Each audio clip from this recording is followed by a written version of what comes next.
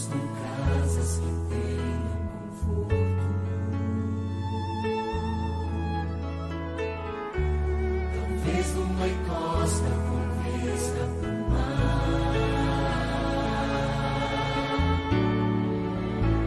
mas as maravilhas não fazem sentido se Cristo não está no primeiro lugar.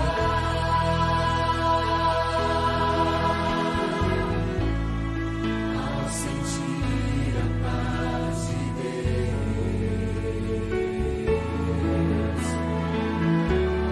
seu poder e amor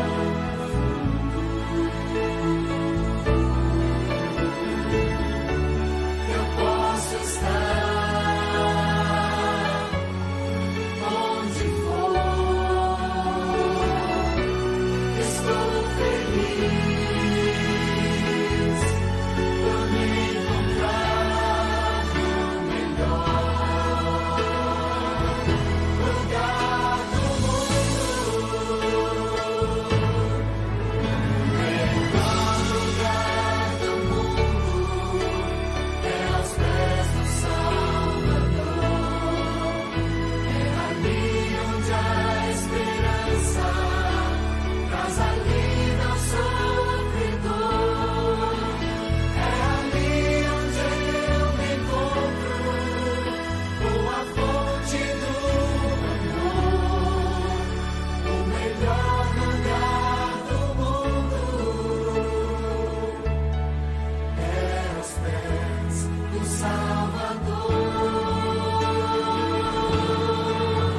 É ali onde eu me encontro com a fonte do amor. O melhor lugar do mundo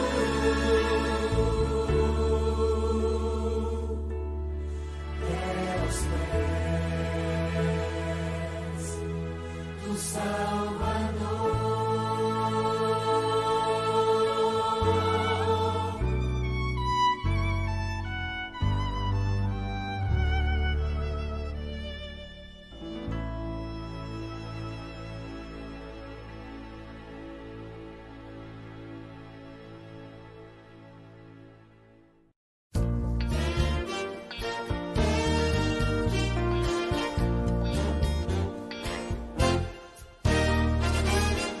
A minha esperança está no Senhor. Se a vida apresenta motivos pra desanimar, Esperança está no Senhor.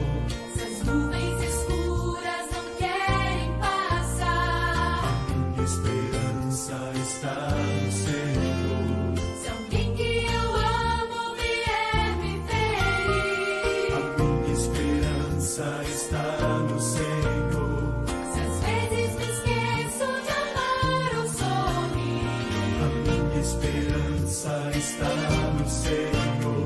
Se existem motivos para desanimar, se as nuvens escuras espalham temor, preciso aprender a sorrir e cantar. A minha esperança está no Senhor.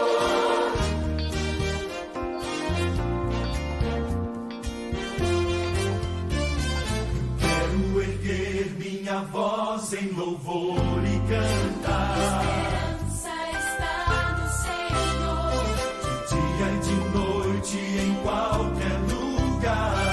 minha esperança está no Senhor, Em qualquer caminho por onde eu passar. minha esperança está no Senhor.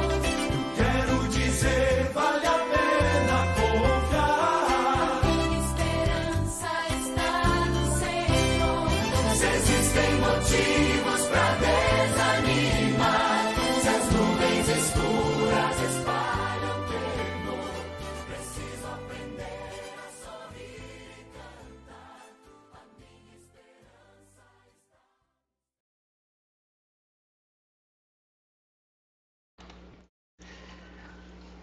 Olá, povo de Deus, tudo bem? Eu sou o pastor Ricardo e para mim é uma alegria estar mais uma noite para compartilharmos da palavra de Deus.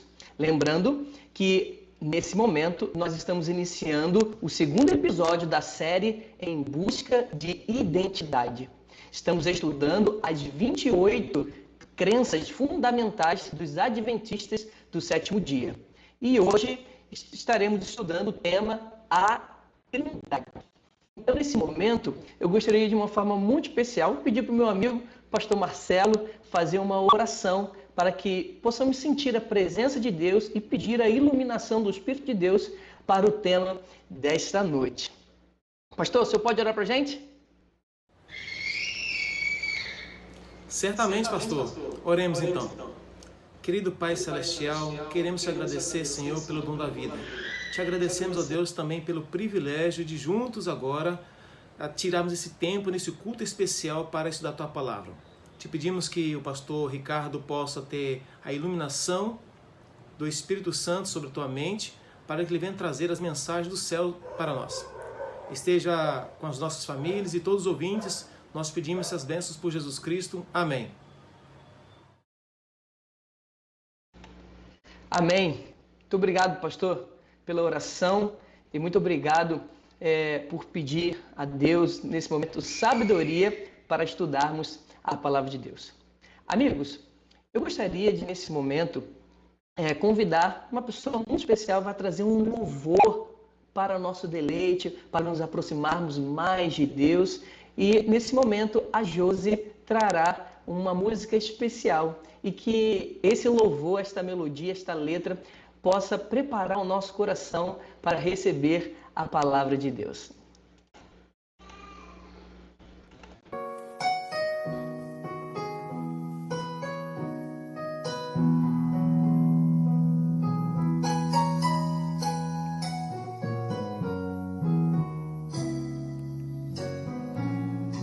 O Senhor é meu pastor e nada vai faltar. Entre pastos verdejantes me fará repousar, e para o rio tranquilo não há quem possa me guiar. Sou ovelha que precisa de um pastor. Nem que as trevas me tragam medo e morte, ainda assim não temerei mal algum. Se tu estás comigo aqui, o que então temer? Sou ovelha que precisa de um pastor.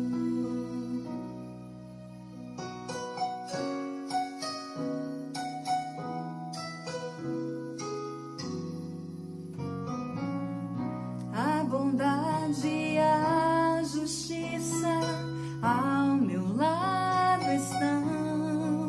Se eu seguir ao meu pastor com sincera devoção, e habitarei para sempre nos ternos braços do Senhor. Sou ovelha que precisa de um pastor. Nem que as trevas me tragam medo e morte, ainda assim não temerei mal algum. Se tu estás comigo aqui, o que então temer?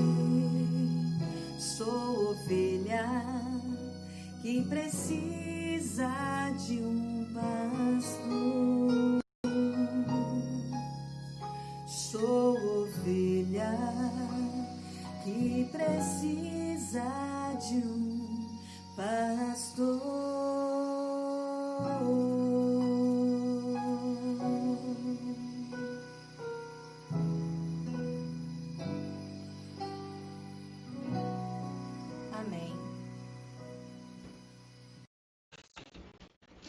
Deus, muito obrigado por esse lindo hino que nos aproxima mais de Deus.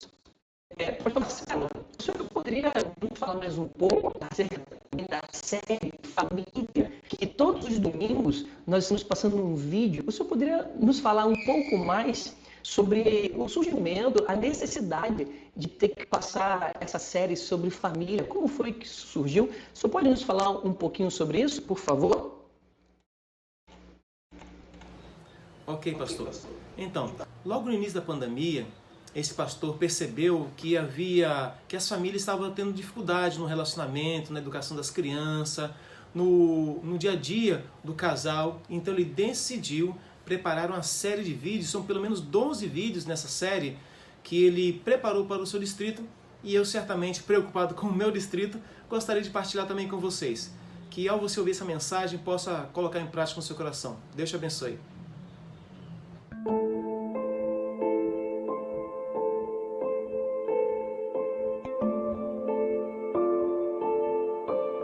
Estamos juntos para continuar a série Eu Creio na Família.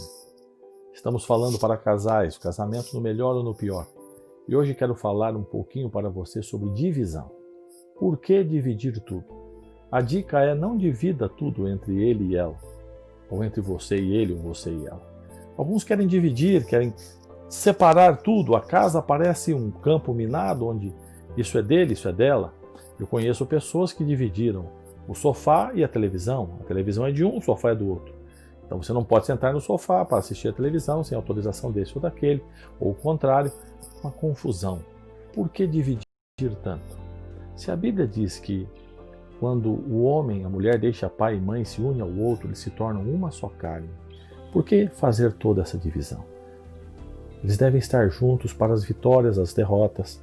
Eles devem estar juntos para a saúde e a doença. Eles devem enfrentar as crises e obter as grandes vitórias juntos. Por que então dividir tanto? Porque isso é dele, isso é meu. Isso pode, isso não. Isso ele mexe, isso ela mexe. Por que não ser mais unidos? Por que não fazer mais as coisas juntos? Essa é a dica. Pense nisso.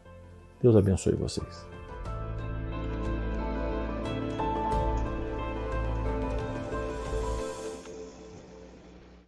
Amém, louvado seja Deus. Para que dividir tanto? Vamos estar mais unidos, vamos fazer mais coisas juntos, vamos valorizar mais a nossa família, ter mais tempo com nossa família.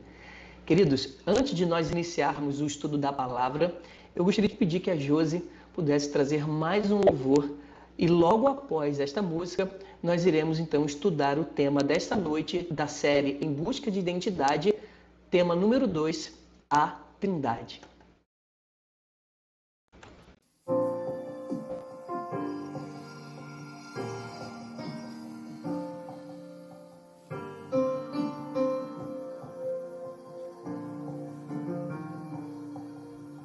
Ricos e pobres, plebeus e nobres, diante do trono de Deus.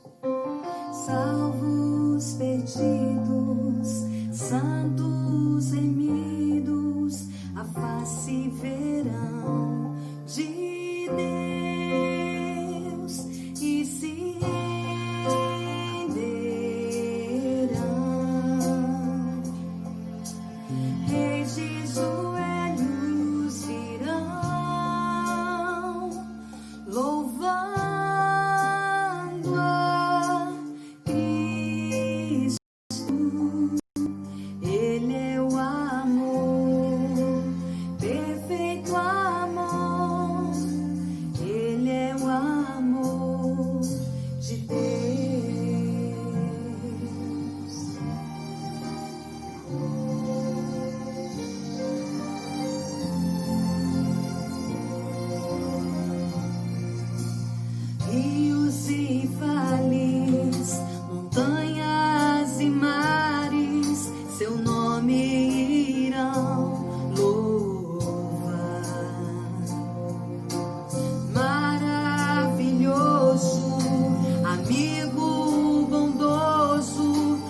sempre irá reinar e se renderão.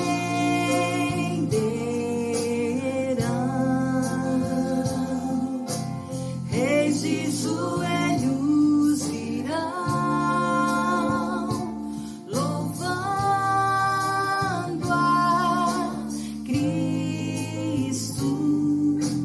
Ele é o amor, perfeito amor. Ele é o amor de Deus. A luz do mundo é Jesus. Venceu lá na cruz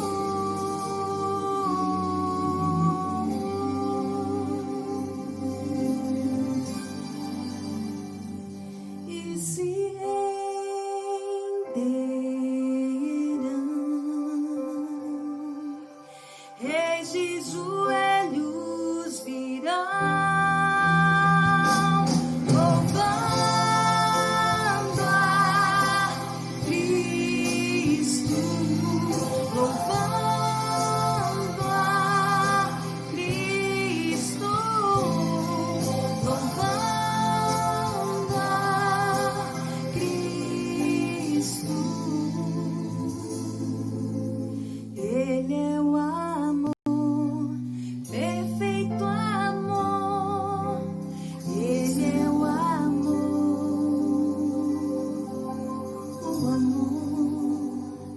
de Deus.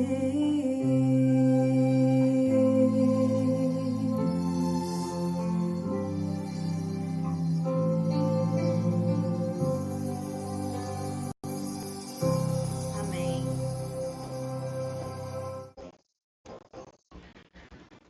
Muito obrigado, José, por esse lindo louvor. Muito bem, amigos.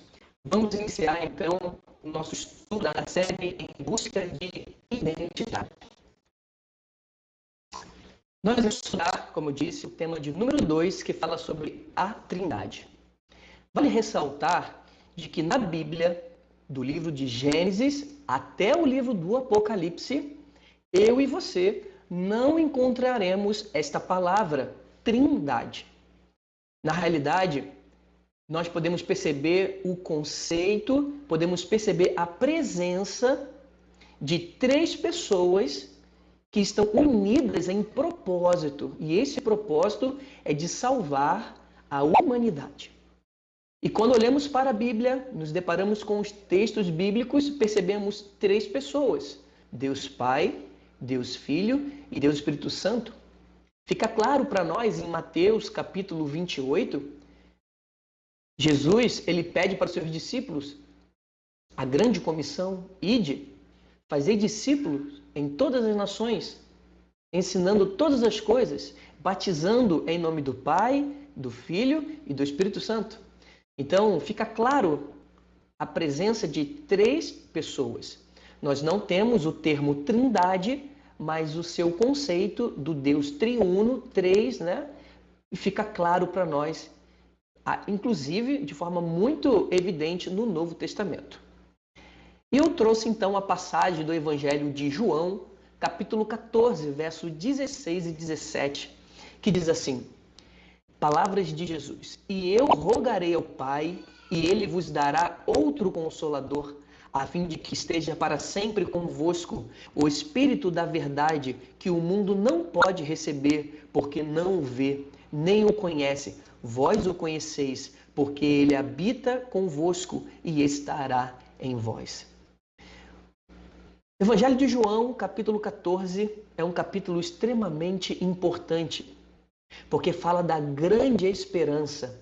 Os versos 1 a 3 é a grande promessa da volta de Jesus. O próprio Cristo disse: não se turbe o vosso coração, credes em Deus, crede também em mim. E Jesus então vai dizer que na casa do Pai há muitas moradas. Então ele diz no verso 3 de que ele vai subir para o Pai, mas irá voltar para buscar aquele que crê nele. Então ele vai voltar para nos levar para morar juntamente com ele nessas moradas que já estão preparadas para nós lá no céu. Olha que linda promessa. Dentro desse contexto da volta de Jesus, Cristo diz que precisa ir para o Pai. E é necessário que ele vá, porque assim ele poderá enviar o Consolador, o Espírito Santo. Então, vejam comigo a presença das 3 pessoas envolvidas no aspecto da salvação da raça humana. Eu, Jesus, rogarei ao Pai, a segunda pessoa aqui, que podemos identificar, e ele vos dará outro Consolador, a fim de que esteja para sempre convosco, o Espírito da verdade. Então, eu coloquei ali de lilás, né, roxo, outro Consolador e Espírito da verdade, por se referir à mesma pessoa. Então, fica evidente para mim e para você que a Bíblia fala acerca de 3 pessoas distintas. Jesus, que vai rogar ao Pai, uma segunda pessoa, e o Pai vai enviar o outro Consolador. Então, o Espírito da verdade, uma terceira pessoa, fica evidente então para nós. Entretanto, a Bíblia ela não apresenta esse conceito de forma tão explícita desde o Gênesis, desde o primeiro livro da Bíblia. Muito pelo contrário, o Antigo Testamento, quando fala acerca de Deus, o apresenta como um Deus único. Olha essa passagem de Deuteronômio, capítulo 6, verso 4, que é a famosa oração chamada Ouve Israel, que diz assim: Ouve Israel, o Senhor nosso Deus é o único Senhor. Vejam, nós temos aqui uma frase falando que Deus é único. E nós lemos no Novo Testamento uma passagem que revela 3 pessoas. Afinal de contas, estaria a Bíblia se contradizendo? Estaria a Bíblia, então, se colocando numa posição de não ser confiável por se contradizer? Então é necessário nós investigarmos mais um pouco a palavra de Deus para que possamos entender essa aparente contradição. Vejam, queridos, esta palavra único é uma palavra hebraica conhecida como Echad, ela assim se pronuncia. Essa palavra Echad, ela também é escrita numa outra passagem no Antigo Testamento, mas no livro de Gênesis, e eu gostaria de então revelar para vocês, eu gostaria de que na realidade, estudar com vocês esta revelação que tem esta palavra Echad.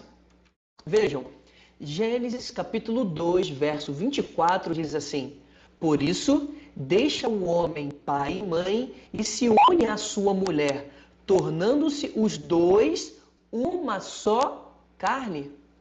Vejam, amigos, esta palavra, uma só, ok? Carne, essa expressão, uma só carne, nós encontramos em Gênesis 2, verso 24, a palavra Echad. Assim como em Deuteronômio capítulo 6, verso 4, é dito único Senhor, nós temos aqui em Gênesis 2, verso 4, uma só carne. Mas veja de que nós estamos aprendendo nesse exato momento que Echad é uma unidade composta. Nós não queremos afirmar em Deuteronômio capítulo 6, verso 4, que o único Senhor traz uma ideia de um ser isolado. Não. Mas a ideia precisamos entender à luz de Gênesis 2, verso 24, que o conceito de um é composto, é 2. Vejam, uma só carne quer dizer homem e mulher, 2 numa linguagem de um. Assim, quando lemos em Deuteronômio capítulo 6, verso 4, a palavra único Senhor, ela deve ser entendida dentro desse conceito de unidade composta.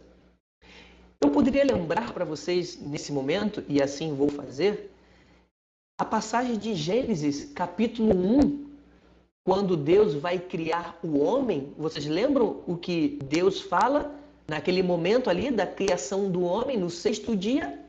Façamos o homem à nossa imagem e à nossa semelhança. Nossa é mais de um. Não é verdade? Nós estamos falando de plural. Quando Deus afirma, façamos o homem à nossa imagem, veja que estamos trabalhando um conceito de pluralidade. Estamos trabalhando um conceito de mais de um. Por isso que o Novo Testamento vai nos confirmar, porque Deus, em Gênesis capítulo 1, diz, façamos o homem à nossa imagem, porque Jesus deixa claro que existe Ele, o Pai e o Espírito Santo. É por isso então que ele diz, façamos o homem à nossa imagem e à nossa semelhança. Interessante, não é verdade? Então, precisamos entender de que esse dinamismo interno da divindade, o povo de Israel, eles acreditavam na existência de um Deus único. O Novo Testamento estabelece a mesma ênfase quanto à unidade de Deus. Por isso, eu já iniciei o conceito da Trindade, dizendo que eles são um em propósito. Percebemos que os três, Deus Pai, Deus Filho e Deus Espírito Santo, estão envolvidos na salvação do ser humano. E o Novo Testamento vai trazer para mim e para você esse conceito de unidade. Unidade. Eles são um em propósito. Então essa ênfase monoteísta de um único Deus, né? Na realidade, precisamos entender uma divindade. E essa divindade, ela é composta por três pessoas. Então, a ênfase monoteísta não contradiz o conceito cristão de um Deus triuno ou de trindade. Porque nós somos monoteístas. Cremos em um único Deus. Um único Deus, lembrando, uma unidade composta.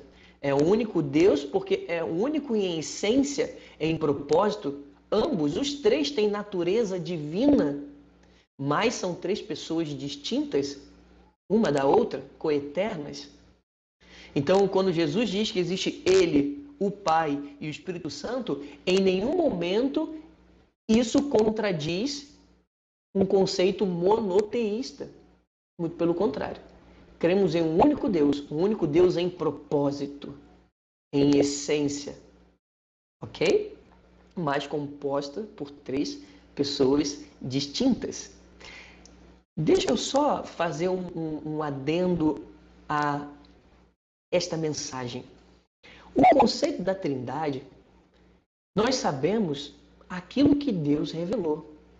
Mas é claro que compreendermos a Trindade se torna um grande mistério. Nossa mente é limitada, finita, frente ao Deus infinito que existe, Deus transcendente. Nós somos limitados. A Trindade continua ainda sendo um mistério para nós. Mas o que Deus assim revelou, através de sua palavra, é de que existe uma unidade composta de três pessoas distintas e que ambos, os três, são um em essência, propósito, poder e glória. Que isso fique claro para nós. Veja, queridos, precisamos entender de que o Novo Testamento fala muito mais explicitamente acerca da Trindade, porque podemos perceber que a verdade ela é progressiva. Percebemos que Deus não despejou as verdades de uma única vez. De forma gradual, conforme o tempo foi passando, e ainda é assim, Deus vai revelando as suas verdades. Então, o Novo Testamento ele é mais explícito no entendimento de três pessoas e o Antigo Testamento não, porque a verdade de Deus ela é progressiva. Entendam um conceito importante nesse momento. Só fazer um ajuste aqui para que você também possa ler comigo. Precisamos entender que o contexto cultural do povo de Israel era um contexto onde as nações vizinhas eram nações que adoravam diversos deuses. Eles eram politeístas. Eles adoravam os panteões divinos especializados. Existia o Deus da chuva, o Deus da plantação, o Deus para que as mulheres pudessem ser férteis, né? Para que pudessem ter muitos filhos. Existia o Deus da guerra, existia o Deus da paz, existia o Deus dos animais, existia, enfim, os deuses especializados. Para qualquer situação da vida, existia um Deus para as nações vizinhas ao povo de Israel. E o que Deus não queria era que o povo de Israel, de alguma forma, se assemelhasse. Deus não queria que houvesse uma similaridade com os povos pagãos vizinhos. Porque se no Antigo Testamento, com aquele contexto ainda da saída do Egito, e o Egito uma nação completamente pagã e politeísta, se Deus se apresenta como três pessoas, como nós bem entendemos no Novo Testamento, o povo de Israel corria grande risco de adorar assim como adorava as nações vizinhas. Eles iriam dividir, eles iriam, quem sabe, colocar um Deus maior que outro, ou trabalhar conceitos como se um Deus fosse para uma determinada coisa e outro Deus para uma determinada coisa. Imagina, o Espírito Santo, ele é Deus para uma situação, Deus Pai é Deus para uma outra situação, e Jesus Cristo é um Deus para uma outra situação. E aí haveria uma adoração de forma desequilibrada. E nós percebemos que Deus é tão perfeito que hoje, como nós adoramos a esse Deus triuno, nós sabemos que eles são iguais em poder, majestade, glória e divindade. Nós não adoramos mais Jesus e menos Deus Pai, e nem tão pouco menos o Deus Espírito Santo. Mas se isso tivesse acontecido dentro desse contexto politeísta que o povo de Israel vivia, o povo corria grande risco de se assemelhar no aspecto da adoração aos povos pagãos. Então Deus revela suas verdades de forma progressiva. Então ele se apresenta como o único Deus. Mas no Antigo Testamento, mesmo não tendo de forma explícita o conceito de trindade, né, do Deus triuno, como temos no Novo Testamento, nós percebemos no Antigo Testamento elementos de uma espécie de unidade composta, como nós já aprendemos. E um texto clássico é aquele de Gênesis capítulo 1, quando Deus diz, façamos o homem à nossa imagem. É um conceito de mais de um. E Deus na criação está apresentando que existe mais de uma pessoa envolvida no aspecto da criação, na formação do homem. Então o povo de Israel corria grande risco se Deus se apresentasse dessa forma como nós então bem sabemos hoje acerca da Trindade. Um risco de se assemelhar nos aspectos de adoração aos povos vizinhos. Eu gostaria de deixar claro agora de que existem conceitos de Trindade completamente distantes daquilo que a palavra apresenta acerca de Deus Pai, Deus Filho e Deus Espírito Santo. Um conceito não bíblico é um entendimento da Trindade a partir de um Deus que se divide em três pessoas. É como se, em um determinado momento, Deus fosse o Deus Pai. E daqui a pouco ele troca o personagem e esse mesmo Deus agora vai ser o Deus Filho. E depois ele troca de personagem e agora ele vai ser o Deus Espírito Santo, como se fosse uma pessoa que troca de personagem e o que nós vemos como Deus Pai, Deus Filho e Espírito Santo é uma mesma pessoa que se divide em três, como se fosse um ator que muda de personagem. Esse não é um conceito bíblico. Pois o primeiro texto que nós estudamos, quando Jesus diz, eu rogarei ao Pai e ele vos enviará um outro consolador, a palavra outro consolador é a ideia de um outro mesmo. Não é uma mesma pessoa sendo dividida, está falando de um outro. Ele é consolador, ele é divino, mas é um outro, distinto. Então, não é um conceito bíblico entendermos uma pessoa que se divide em três como um ator que muda de personagem. Nem tampouco é bíblico o conceito de que um Deus gerou os outros. Inclusive, existe um entendimento conhecido como a Trindade Clássica, que é um entendimento católico de compreender o conceito de Trindade, de que Deus Pai, em algum momento da eternidade, gerou o Deus Filho, gerou Jesus, ou seja, Nem sempre Jesus foi eterno. Em algum momento, Deus gerou o seu Filho. Tanto é que a Igreja Católica, quando introduz a Bíblia em latim, quando traduz João 3,16, porque Deus amou ao mundo de tal maneira que deu o seu Filho, então a tradução, inclusive para nós, está assim, ó, unigênito. Mas no original grego, a palavra não é unigênito, é monogenes, que quer dizer único de sua espécie. A melhor tradução seria porque Deus amou o mundo de tal maneira que deu o seu Filho único. É único de sua espécie. Jesus é único. Mas a Igreja Católica, por compreender a sua visão teológica de que o Pai gerou Jesus Cristo, então ele colocou unigênito, ou seja, gênito é gerado, o Filho gerado. Sendo que nós entendemos que Cristo, ele é Deus, ele é eterno e ele é distinto, ele sempre existiu. Por exemplo, em João, capítulo 1, verso 1 a 3, conhecido como o prólogo de João, quando fala do verbo que é Jesus, fala que o verbo era Deus e o verbo estava com Deus. No princípio era Deus, estava com Deus e por meio dele todas as coisas foram criadas. João coloca Jesus como um Deus que é eterno, que sempre existiu com Deus e é Deus. Deus não gerou Jesus, mas ele sempre esteve com Deus, sempre foi eterno. Então, o conceito de que um gerou os outros também não é um conceito bíblico. Porque o conceito de trindade da Igreja Católica é que Deus Pai gerou Jesus e agora a energia, a glória que sai de Deus o Pai, a energia e a glória que sai de Deus o Filho, essa energia quando se encontra, essa energia permeia toda a terra e isso é a presença do Espírito Santo. Colocando assim o Espírito Santo como um ser impessoal, imaterial, uma energia e não uma pessoa.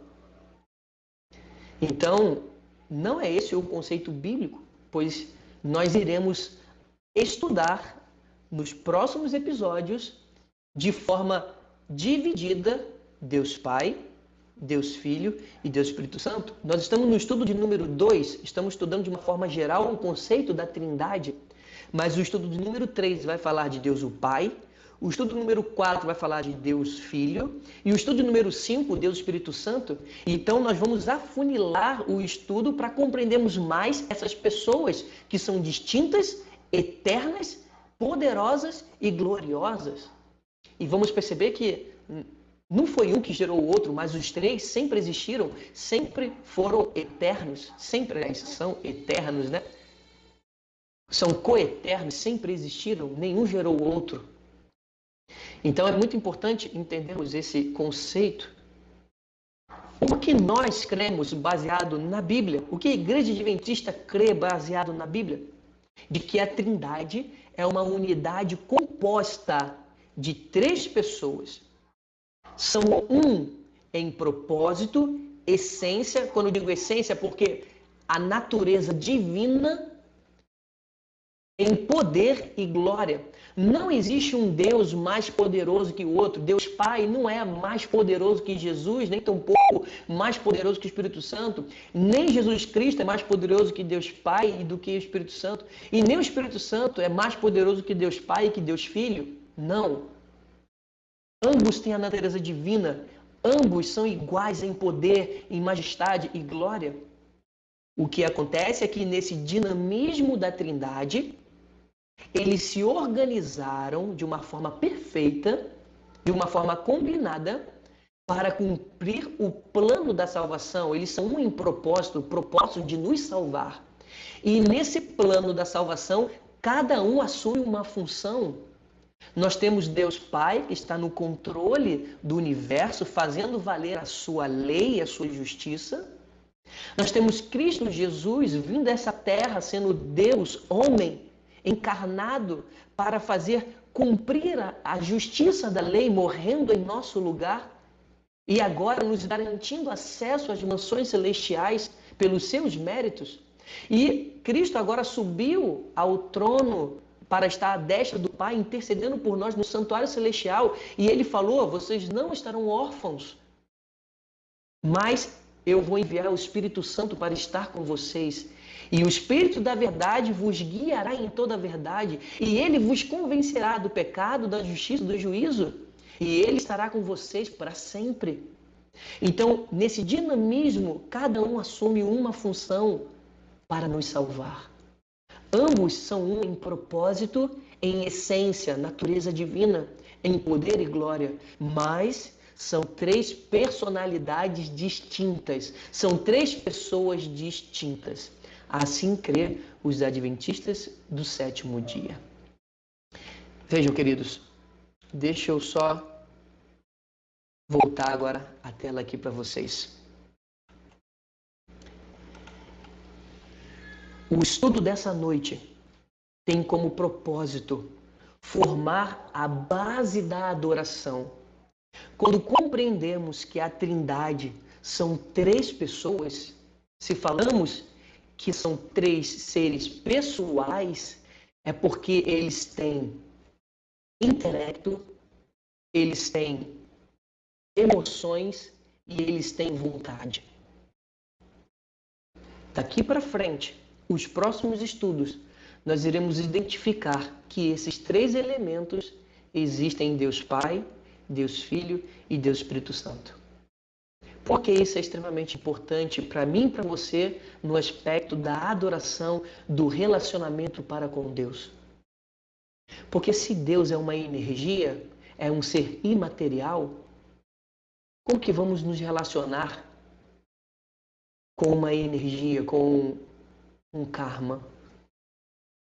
Mas quando eu entendo que eles são pessoas, então eles compreendem o que nós estamos passando. Eles nos ouvem, eles veem o nosso sofrimento, sabem do que estamos necessitando e agem em nosso favor. Eles agem em nosso favor. É importante porque quando sabemos de que são pessoas que têm inteligência, têm emoções, o Espírito Santo chora, Cristo sente tristeza, Deus Pai tem compaixão. Quando entendemos que o Deus que adoramos é alguém que se identifica com a nossa dor, que nos criou e deseja nos redimir, nos salvar, isso faz toda a diferença no nosso relacionamento para com esse Deus. Agora, se esse Deus é uma energia, é um ser impessoal, quer dizer que eu não posso me relacionar com ele. Como que eu vou me relacionar com algo que não é pessoal? É uma energia. Então, eu espero que nessa noite, no estudo da Trindade, possamos ter entendido que Deus Pai, Deus Filho e Deus Espírito Santo são três pessoas distintas uma da outra, com intelecto, emoções e vontade. São um em propósito de nos salvar, em essência, a natureza divina, em poder, nenhum é mais poderoso do que o outro, e os três são gloriosos, merecem honra, glória e louvor. E que você possa então ter compreendido as verdades da palavra de Deus acerca do Deus triuno. Que Deus abençoe muito a sua vida e eu lhe convido nesse momento para uma oração. Feche seus olhos e ore comigo. Obrigado, querido Deus, pela alegria de aprendermos da Tua Palavra. Obrigado porque no estudo de hoje acerca da Trindade aprendemos conceitos extremamente importantes para o nosso relacionamento contigo, para a nossa adoração, para reconhecer que o Senhor é Deus, que o Senhor nos ouve, que o Senhor vê, que o Senhor entende o que estamos passando e que o Senhor deseja nos salvar. Esteja conosco, não somente agora, mas no restante do nosso dia. E Deus Espírito Santo esteja sempre ao nosso lado, nos guiando no caminho da verdade. Cristo, por favor, perdoa os nossos pecados. Sabemos que os teus méritos é suficiente e é a única coisa que necessitamos para a salvação. E Deus Pai, mantenha o nosso nome escrito no livro da vida e que o Senhor possa, o quanto antes, determinar, bater o martelo para que Cristo possa voltar e buscar aqueles que te aceitam. Obrigado por tão grandioso amor por nós. E muito obrigado pela salvação que está disponível a nós. Te agradecemos essas bênçãos. Em nome de Jesus fazemos esta oração. Amém. Tenham todos uma boa noite e que Deus lhe abençoe.